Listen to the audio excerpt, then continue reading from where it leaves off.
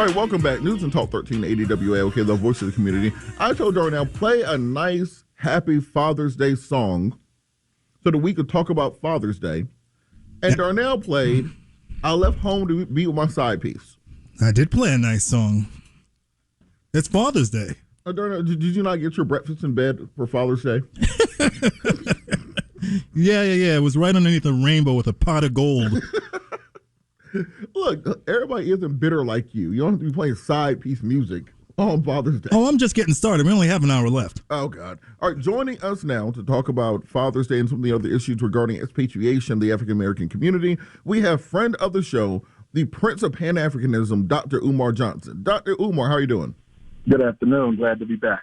Thank you so much for joining us. And so before we get started, I want to give you a chance to kind of give your thoughts on Father's Day and what we should be doing as a black community. Father's Day is very important, especially since we live in a modern contextual narrative that overvalues motherhood to the detriment of fatherhood.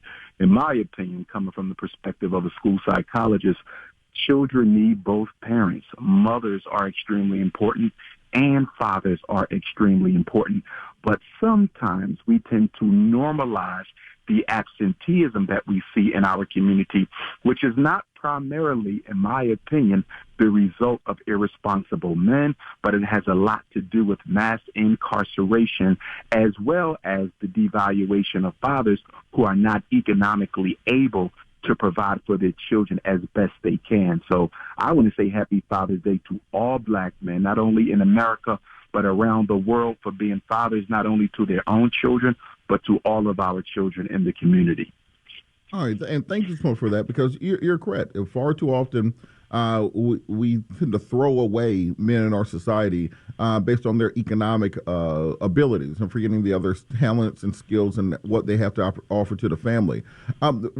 What we were talking about before the break was this discussion we've been having over the past several weeks about expatriation for the African American community. And now with the social unrest that we've been seeing with the marches and protests, people are finally at that breaking point where they're saying maybe we have to be officially #WeOut2020 and start planning on what needs to happen to leave this nation and actually finally follow that dream of Marcus Garvey of founding a new black republic in Africa. What are your thoughts on this, and what do you think we need to do as we start planning our exodus from this place? Well, I think that mindset that a lot of our brothers and sisters are waking up to, the reality that, as the Honorable Marcus Messiah Garvey predicted, that the future of African people outside of Africa would spell ruin and disrespect. And as we move forward to this August 100th year celebration, the centennial of the red, black, and green flag, we're very appreciative, those of us in the Pan-African movement, of our brothers and sisters waking up to this reality 100 years later. However, I do have to temper the motivation to some extent to make sure people are crystal clear that Mr. Garvey also said that he had no intention of resettling all Africans in the West back home in Africa. His exact words were, quote, "Some of you are no good here in America and will likewise be no good in Africa." I'm bringing that up, attorney, because although I love this focus on Africa from our people, it's the first significant shift in thought towards Africa since the days of Garvey. But I am concerned because it's not coming out of a genuine love for wanting to go home. It's growing out of a rejection by the American white power structure.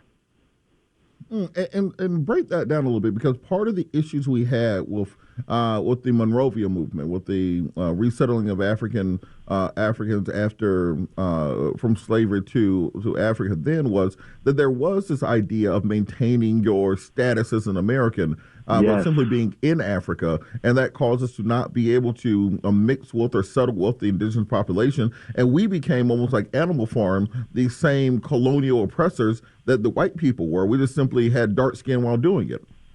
Absolutely. Look at how hypocritical and metaphorical and allegorical and symbolic it was for us to be running away from American slavery, run to Africa, And then we take the mindset that had been indoctrinated in us by the American slaveholding elite, and we go to Africa expecting a certain privilege and status because we were enslaved by the American white man. And so the Africans had to deal with us imposing ourselves on our native brothers and sisters just as the white man did to us, which is why, in my opinion, we have to have a process where people get prepared to go home. There needs to be a re-Africanization process, and there also needs to be rules of exclusion. Everybody cannot go back to Africa. We would cause more problems than we solve. We don't need black men showing up with their white girlfriends. We don't need our kids showing up with footballs, basketballs, gangster rap music. I mean, there's just a lot we do here that is very dysfunctional as American Africans that needs to be purged before we go anywhere. It's almost like when you have coronavirus, you got to be quarantined for a while before we mix you with the rest of the population. We got to make sure you're not spreading what you got. So you're saying that in many ways, Americans who are trying to return home, we have to quarantine you and purge you of the infection of Europeanism, of colonialism, before you reinfect the population back there with the same thing you're trying to get away from.